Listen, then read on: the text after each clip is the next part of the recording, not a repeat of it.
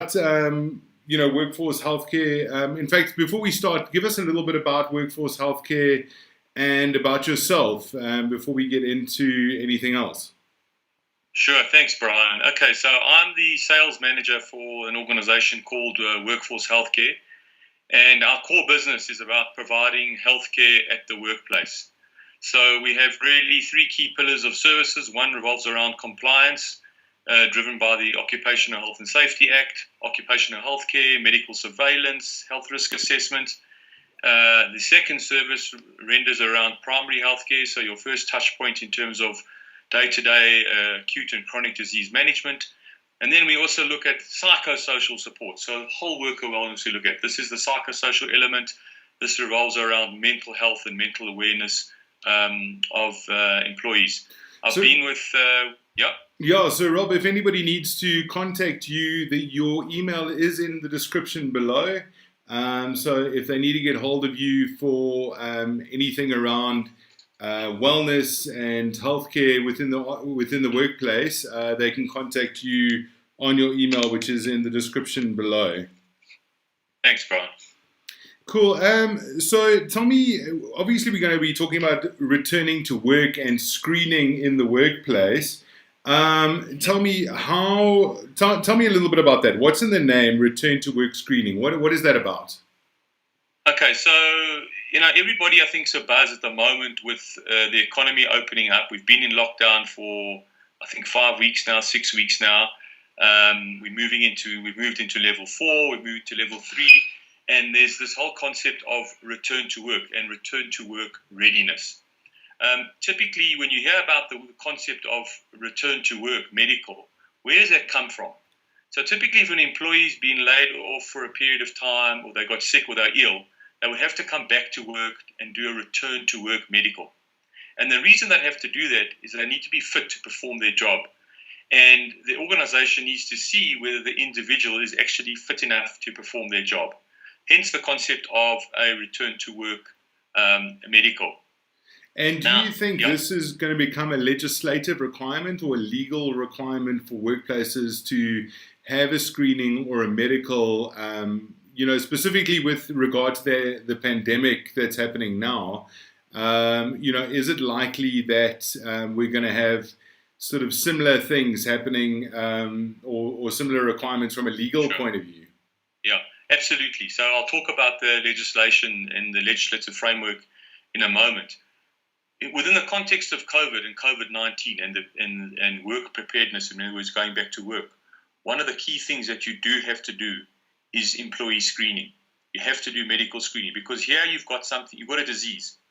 And organizations obviously want to prevent that disease from coming into the workplace. You don't want to spread it to other individuals, and you really don't want it in your workplace. I mean, the organizations, if you look around on the internet, we've had to close for a number of days because of the fact that they've discovered a positive case in the environment, or they've discovered the disease in the environment, and had to cleanse the environment, close down, and then come back to work. So one of the key things you want to do is this concept of return to work screening. Now, one needs to differentiate between screening and testing.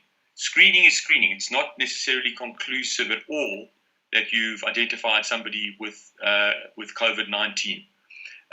And this return to work screening that I'm talking about, it revolves heavily around temperature checking, because that's one of the key symptoms of COVID-19, your temperature checking, and then symptom checking, cough, dry throat, all the different symptoms that you can find relating to the disease. Now, if you look at from a legislative point of view, which was really your question, the two key acts which are driving it. You've got the Mine Health and Safety Act, which govern occupational health and safety in this country, and the Occupational Health and Safety Act. The mines take care of the mines, very specific, very not rigid per se, but just they've got very strict guidelines. And then you've got every other business falls under the Occupational Health and Safety Act. And the Department of Employment and Labour have come out with guidelines relating to COVID-19, which need to be read in conjunction with the Occupational Health and Safety Act. And one of the key principles of the OSHA Act is to say you've got to have a workplace that is made safe to employees. That's number one, and the contractors and people that work there. And number two, you should identify what the risks are in that environment and mitigate against those risks. So here we've got a major risk, not just a risk, it's a hazardous biological agent and a global pandemic, as you know. And that's why there is so much activity right now in terms of guidelines and legislation in terms of preventing it from coming to the workplace. Now, these guidelines, I'll refer your audience to them. It's the COVID Occupational Health and Safety Measures in Workplaces, signed off by the Minister on the 28th of April this year. So they're very, very recent. Yeah. And the key clauses for your audience and for all of us to review are Clause 21 and Clause 22, which refer to the medical screening or the return to work screening that needs to take place. Now, in Clause 22, it refers to something called medical surveillance. So we believe, and if you look at the mining standards, it's not just good enough for you to do a temperature check and then ask an employee a few simple questions when they return to work. You've got to do more than that, okay? You've got to do something more than that. You've got to do more than that in the sense of basic medical.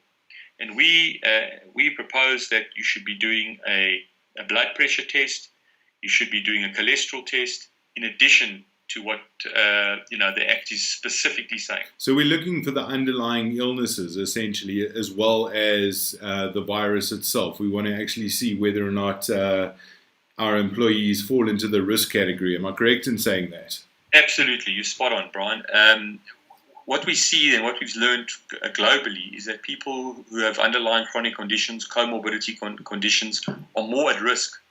So in terms of risk mitigation and looking after employees, you need to understand who your chronic employees are, who the people with high blood pressure, who the people with diabetes, who the people who are aged over 60, 65. These could be your vulnerable employees, and you need to categorize them accordingly, and you need to mitigate and manage that risk accordingly. That's why we're suggesting you do more than just a temperature check, and you ask a few simple questions around symptoms.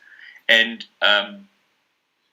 so if I'm running my company and I want to engage this process, what is the starting point? I mean, it sounds like it's actually fairly complicated. A lot of the rules are fairly new. Where would I go? What would I do to start this process? I mean, do I need to go out and buy scanners as you enter the workplace? What is your advice around that sort of practicality Sure. in terms of the starting point? Sure. So I touched on a concept earlier called a risk assessment, and that's actually the starting point. And it's driven out of the OSH Act, and it's unfolded and unpacked in more detail in terms of these guidelines, COVID guidelines. One needs to look at the entire organization from a risk point of view. So a lot of organizations have put together a risk assessment. Now they need to look at it within the context of COVID-19. Where are people coming from? What are their transportation patterns? Are they using public transport? What are some of the other risks that COVID could bring into the workplace? So from your side, it's more holistic looking as opposed to my employee arrives in the workplace. Therefore, I look after him once he's in my building. But from your side, your understanding is it's a far more holistic approach. So looking at it from an A to Z, from an employee safety point of view. Yeah, absolutely. So you can't just look at it with this disease, especially the fact that it's so contagious and contagious. You need to understand where your employee base are coming from. So you identify all the risks, and then you put mitigation and management plans in place to manage those risks. So, for example, things like social distancing, things like washing of hands, some of the stuff that we basically know, but putting those plans in place, maybe putting different shift patterns of workers into the workplace, so not everybody coming back to work at the same time, those kinds of things. Also, understanding where people sit in an environment. You need to space people between 1.8 and 2 meters. So it's really as you said, a holistic view. It's not just, okay, I'll screen them. It's understanding it within the context of a wider mitigation and management plan within the organization. And it's all very new to people. That's the reality, But we are at a stage where we're going back to work, and we need to look at how best to do these things. And I think you touched on the next point, which is your psychosocial. You mentioned it in the introduction. I mean, we've spoken predominantly about the physicality of the virus, predominantly underlying ailments and so on. But What about the psychological wellness of an employee? Do you have any thoughts on that? Yeah, absolutely. So, I mean, people have been in lockdown, 5-6 weeks, homeschooling, all sorts of issues. Yeah, it's been a nightmare. Anxiety. What's that? I said it's been a nightmare. The homeschooling's a nightmare. Homeschool's been a big challenge. I've got 3 kids. I know all about it. So, I think people have been through a variety of emotions during this period. There are so many stresses and triggers. There are financial stresses. There's uncertainty about how, what the world is going to look like. There's just so much to consider. And employers should really be sensitive to that. And they should be looking at embarking on some kind of outreach program, some kind of employee assistance program to offer their employees some kind of guidance and support through this time. There was a catchphrase that came up last week, which said the CEO has become a chief empathy officer. Yep. Which I thought was quite impactful, to be honest. Just because exactly that, we need to understand that people are going through trying times in terms of all of those factors, financial. As per what you've just chatted about. Yeah, and I mean I think this crisis has brought those issues to a fore. So I think in general, there are a lot of stresses in society, but now they've really brought them to the fore. And employees need some kind of support. The challenge organizations have, even HR, is that they can't be everything to everybody. They may not necessarily have the expertise to deal with people's emotions and challenges. And this is where you need professionals. You need people to help you, deal with that. Deal with it. So there's a concept called an employee assistance program. Most people on the HR forums will know what that is, but it's access to counselors 24/7. It's face-to-face counseling, which is now being done online, like we are in discussion right now. The world's quickly moved to online. I don't remember the exact words of that meme, but you've probably seen it. They said, what transformed your organization to be digital? Was it your CEO? Was it your CFO, your CEO, or COVID? And the discussions become the reality. I think a lot of people were talking about going online or adaptive technologies, but we've certainly seen an uptake in it in the last couple of weeks, months. In terms of really streamlining and aggressively pursuing that process. Rob, just going back into the physical virus itself. So obviously we've touched on healthcare, we've touched on the psychological side. If you suspect an employee has COVID-19, what are your next steps? Okay, so we spoke about screening and testing earlier. So let me just talk to you about testing at the moment. A lot of companies phone us and say, can you come and test our employees? And the answer at this point in time is no, we can't. Can't test your employees. Only the major labs like the Lancets and the Pathcares and the Empaths of the world can do the testing. I think that's about an 850 Rand swab to do testing. And government. Government outreach and government facilities.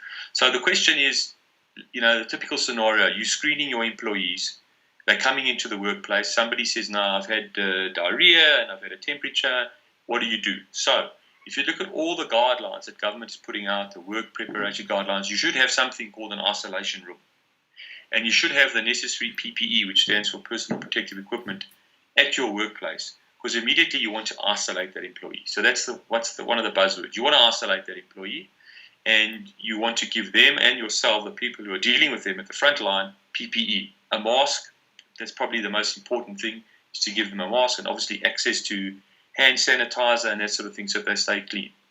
Now, the challenge will then be is that you now want to refer this person to be tested because they're presenting all the symptoms. They may say, yes, I was in touch on the weekend with a cousin who was positive, and now you've got this person in your workplace. So they need a referral from a doctor. That's what you need. So you can't just go and get yourself tested at the Empaths and the Pathcares of the world. You need a referral letter before you can go. So you need mechanisms to get to a doctor, to get referred, to be seen by a doctor. We've got a virtual doctor consult product where you can have a one-on-one type session with the doctor, and he'll review your status, your condition, and refer you. And is that something that we have, that you guys have online, or is that a face-to-face interaction? That's something you have to arrange. You have to get facilitated with our general practitioner, and it's covered. If you're on medical aid, it's covered by most medical aids. If not, the company can pay for that consultation, because we're saying there's a gap between what I do now, put this person in isolation, how do I get them to a doctor, or to be seen to a doctor to be referred. So there's been all sorts of stories around, doctors not deferring because then it might shut down their practices, and all sorts of funny stories out there. So that's great. I mean, so they can literally get hold of you, and you can have a medical practitioner or a doctor come and see them. Well, virtual. It's a virtual consultation. Yeah, it's a virtual consultation. So that's why it's important to distinguish between the testing and the screening. Screening is a symptom check. It's to identify who your vulnerable employees are. It's to put plans in place around that. It's to try to keep the virus out, and to also prevent the vulnerable people from being in the workplace when they don't need to be at the workplace. If people can work remotely, it's all part of the plan. How do you accommodate those different people, different shift patterns, different workers, etc. But the key thing is you need to be referred to go get a test done. Okay. Rob, fantastic. I think that's everything I have for you. Rob, thanks very much. So if anybody needs to get hold of you, again, your email address is in the description below, and they can get hold of you directly if they need anything around healthcare. Obviously, you're an expert in your field, and you're way ahead of the game in terms of the legislation by the looks.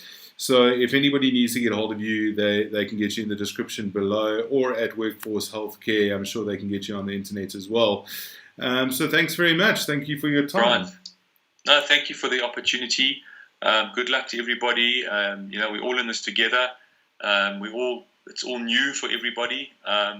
So thank you for your time, and stay safe and stay well. Awesome. Thanks, Rob. Yes, Brian. Right, guys, that was Rob Furrer from Workforce Healthcare. Rob, thanks very much. To everybody watching, I'd like to just apologize. I know you can't see me during the interview. I don't know what's going on with my software today. So I do apologize about that. I'm sure I'll get it fixed for episode 3. But in the meanwhile, next up, we've got TRACY van der Merwe, head of Clarity EQ, talking about why these aren't necessarily unprecedented times. So let's just get her on the line, and we'll go straight into that interview. Let's see if she's available. We can all hear my ding ding. Here we go. TRACY, hi. TRACY. Hi, how are you? Hi, TRACY. We don't have video for you right now. Okay. I'm on video? Yes, you are on video. Thank you very much. TRACY, welcome to Celebrity HR.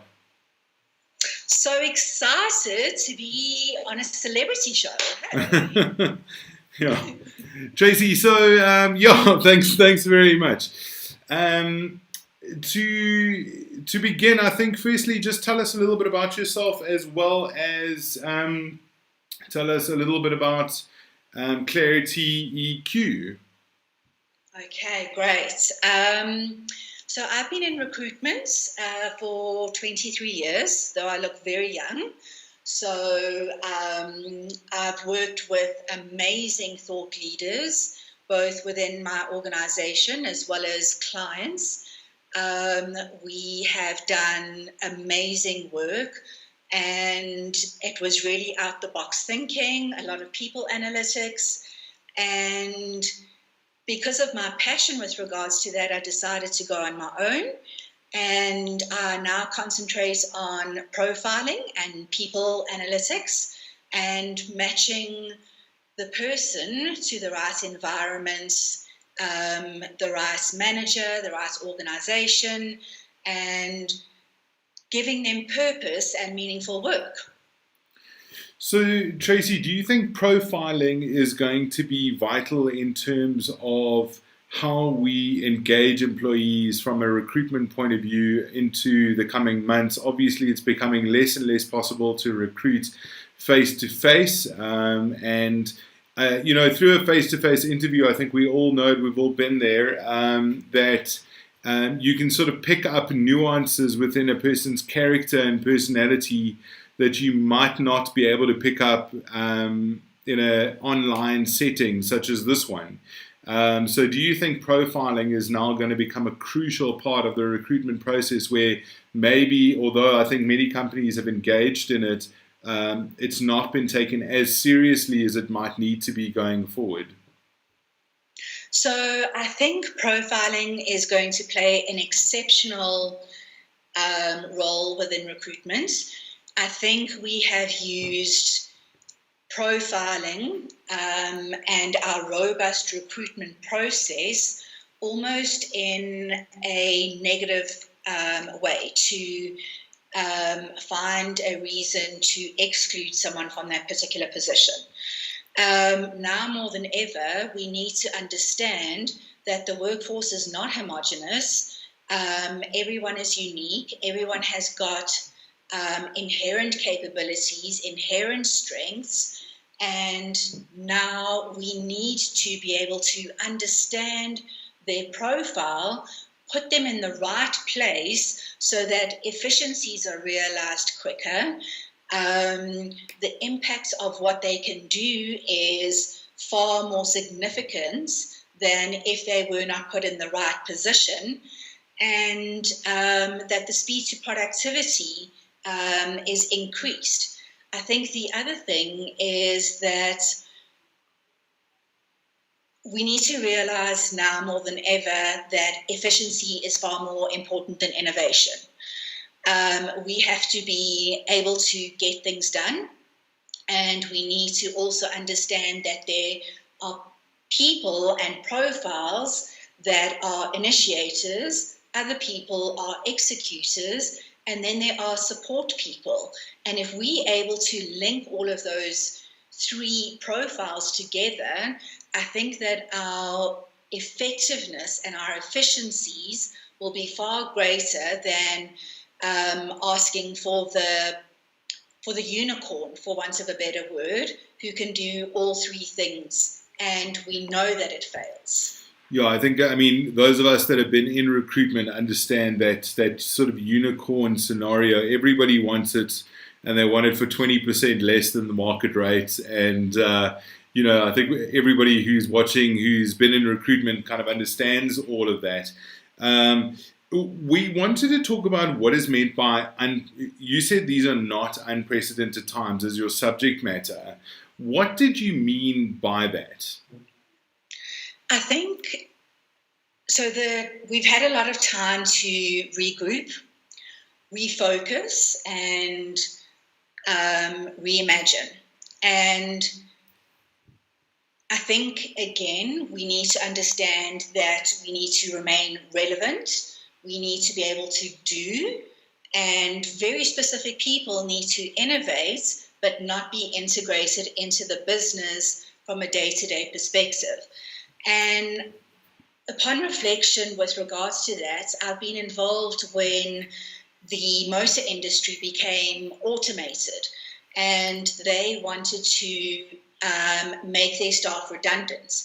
These people had been with the organization for more than 8 years, and had we made them redundant, we would never find that kind of IP ever again. So what we did was a Pepsi challenge, and we created a staffing model where we did job sharing.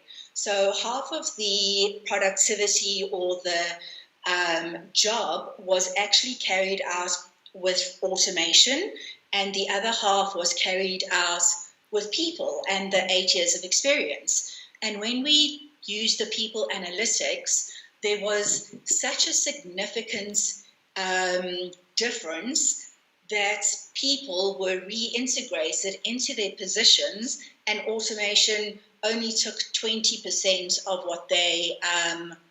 what was required of the business.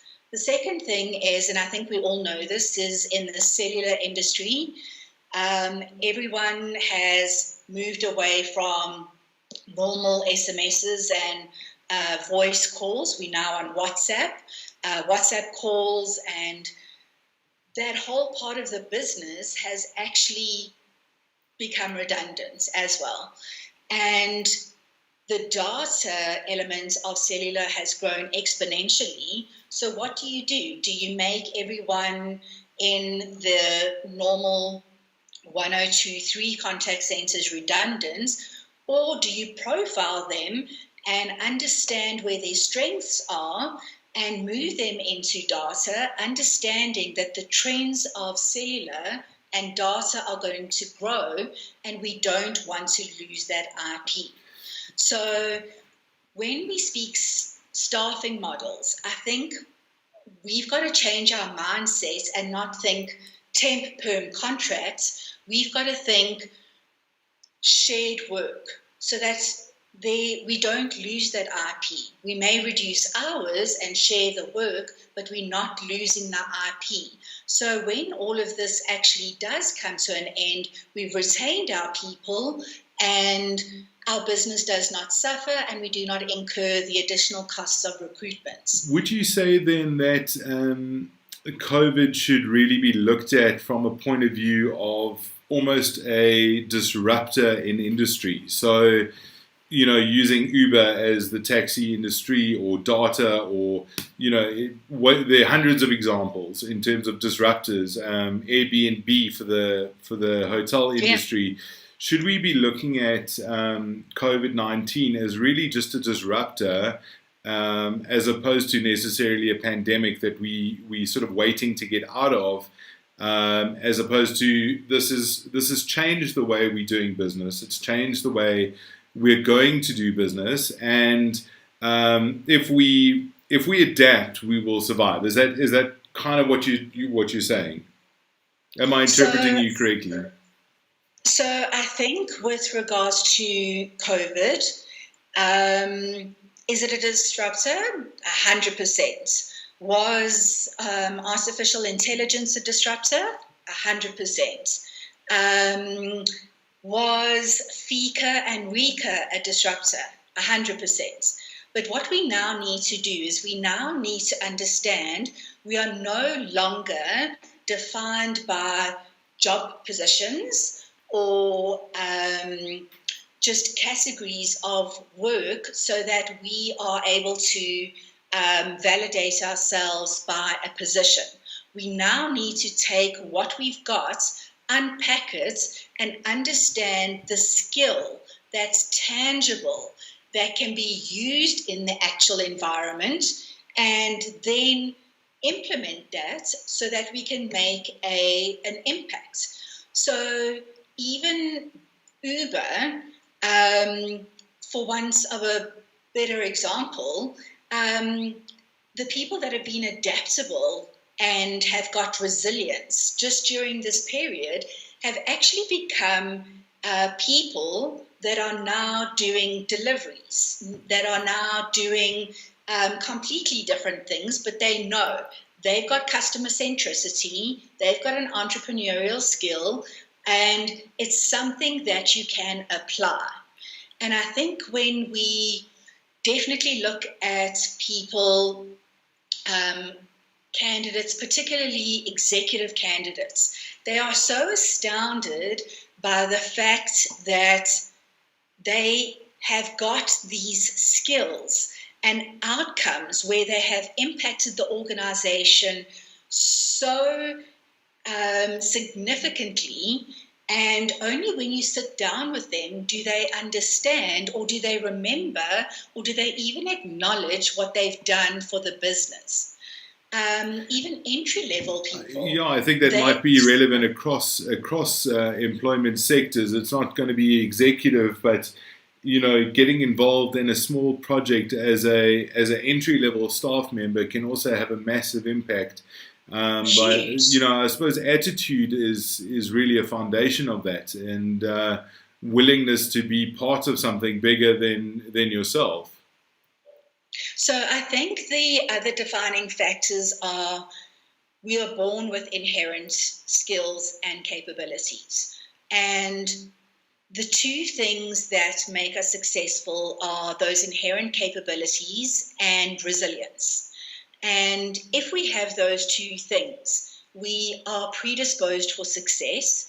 And it is the skill that needs to be taught, and it's the organization's responsibility to teach them the skill so that they can be efficient and effective.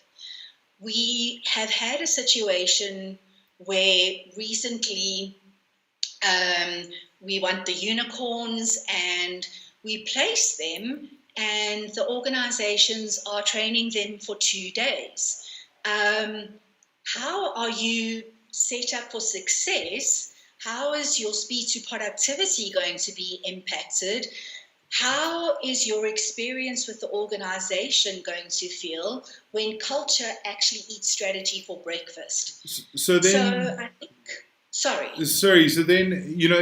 touching on that point, what sort of interventions, from your opinion, should be implemented by an organization to really foster these inherent capabilities? For me, I think we have done, and the industry has done, so much in terms of gathering information, doing people analytics, providing MI to all the resources. But now it's time to take that MI, take that valuable information and apply it. Because some of those people that we've never ever gone back to have got the critical skill that is now needed in another critical department.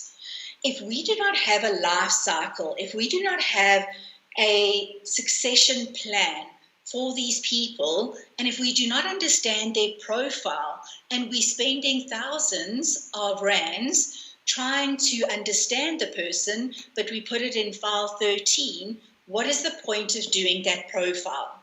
The other thing is we're not sharing any of this information with the candidates. So we've got books and books about work on your strengths, and these people are going through this robust recruitment process, but not a single person is sitting with them and explaining that they're smart, but what are they smart at? So then, how do you think we, as people in human capital or recruitment, or as people managers within our organizations, how can we support candidates to be more relevant within organizations and within their own capability? So I think for me, it's a marriage of minds. So we have done profiling extensively, and then we place them in an organization. We don't share the profile with the manager, and there is high attrition. And it's because everyone believes that the workforce is homogenous. If we took the time to explain the profile of the candidates to the manager so that they had better insights to how to manage that person uniquely, so that it's situational management as opposed to autocratic management, and for the candidates to understand their manager, I think there would be far more meaningful relationships.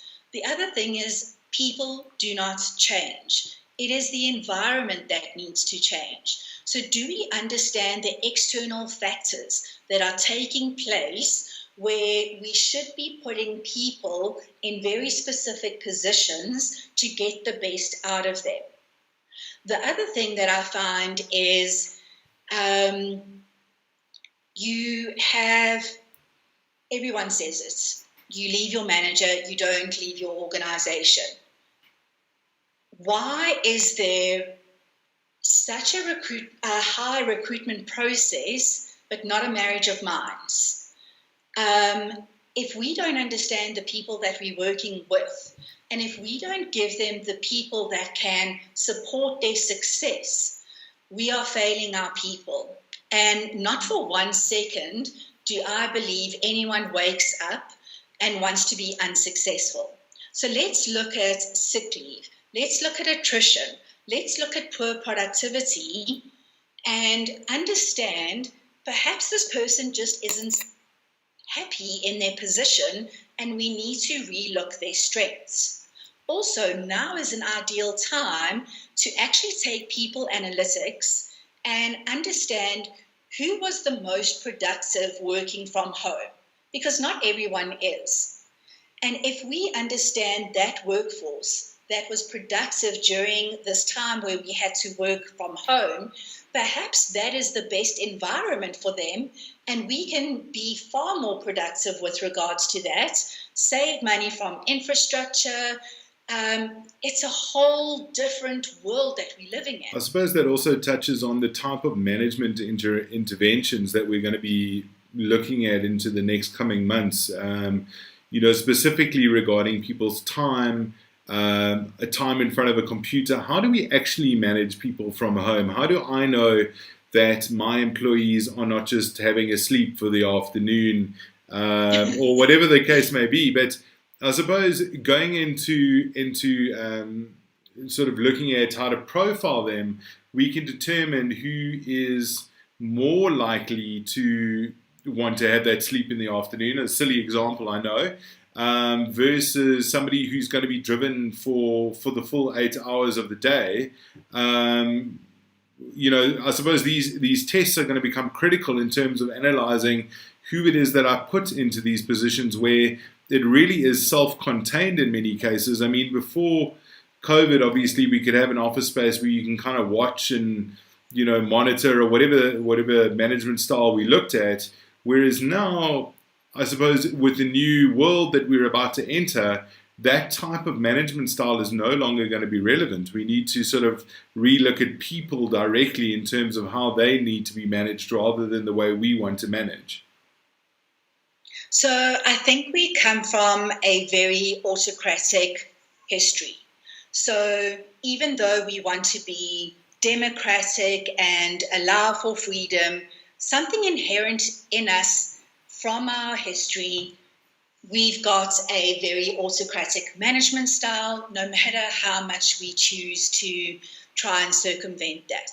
So I think there's a dual path. We need to manage or profile our managers so that when we know that they are onerous and responsible, will they manage these people based on outcomes, or will they still be irritated that they don't see them in front of their PCs at 8 o'clock?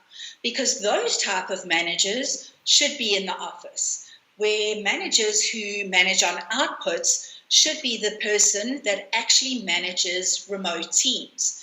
I think the other thing is there is an onus on the employee to become integrated in this new world of work.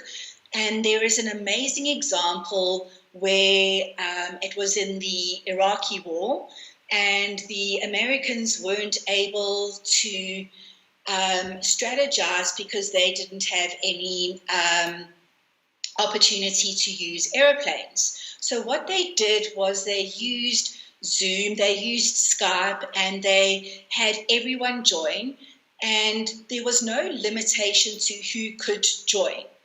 And in the beginning, there were 4 or 5 people that were engaged in this. There was no reprimanding. There was no, oh my goodness, you're getting a warning.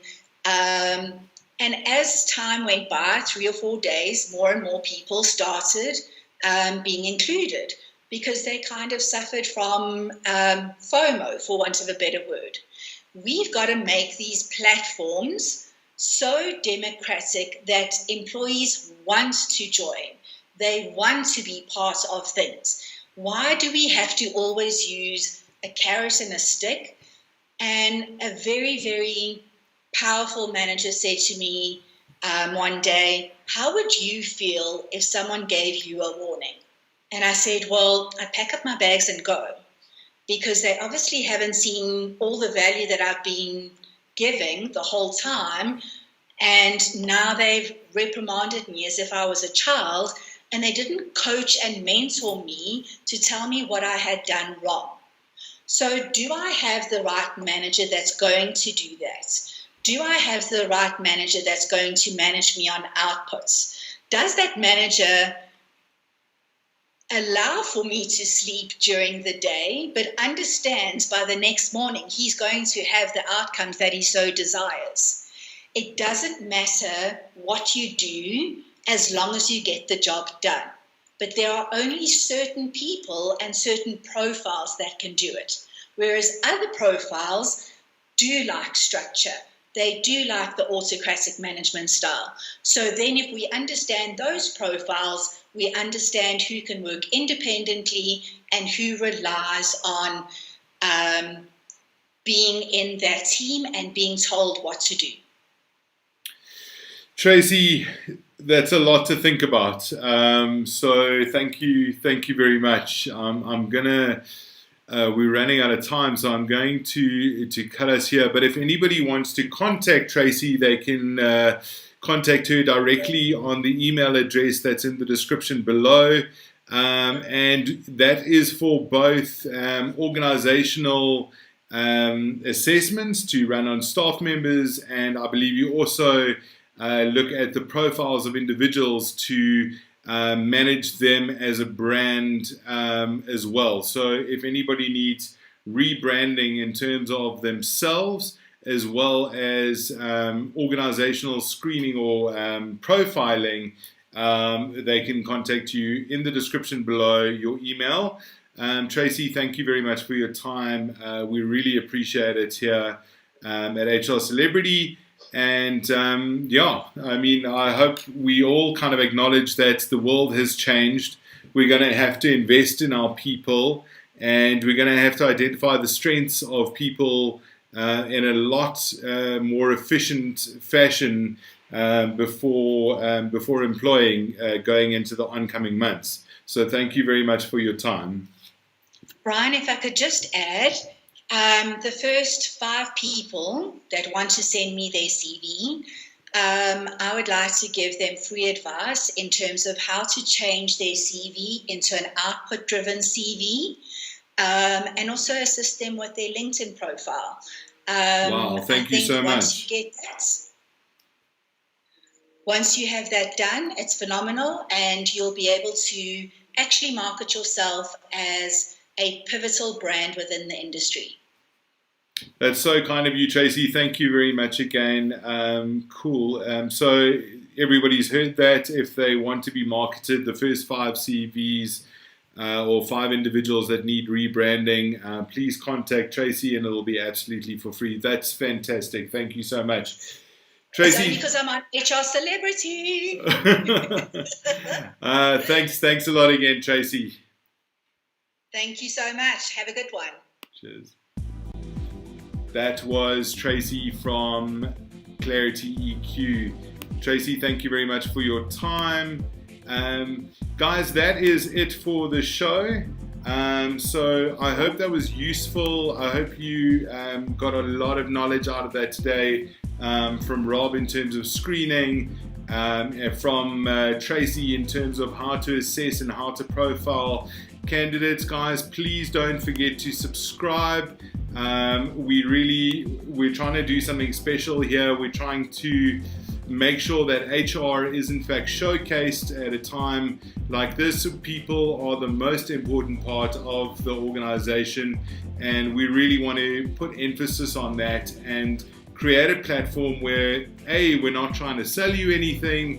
We're really just trying to educate our community about our community and bring something to the forefront in terms of innovations, in terms of changes, in terms of legislation. So thank you to everybody who's tuned in. We really appreciate it, and I look forward to seeing you next week, Thursday at 3 o'clock. Please subscribe and click the notification button so that you can join us for the next conversation.